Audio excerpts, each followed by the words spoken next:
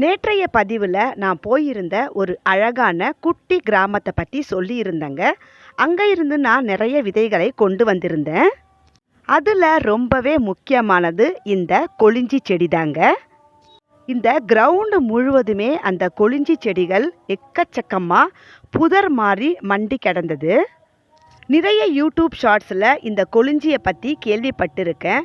ஆனால் முதல் முறையாக இப்போ தான் நான் இந்த கொளிஞ்சி தாவரத்தை நேரடியாக பார்த்து கைகளால் தொட்டு உணர்ந்து அதனுடைய விதைகள் எல்லாத்தையுமே சேகரிச்சுட்டு எடுத்துகிட்டு வந்திருக்கேங்க. இந்த கொளிஞ்சி ஒரு அற்புதமான தழை சக்தி வாய்ந்த தாவரம்.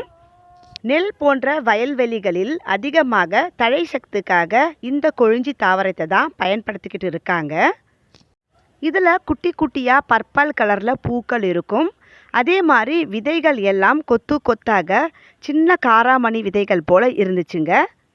கூகுளில் நீங்கள் சர்ச் பண்ணிங்கன்னா இந்த தாவரத்தை பற்றிய ரொம்ப அற்புதமான தகவல்களை எல்லாத்தையுமே பார்க்கலாம்.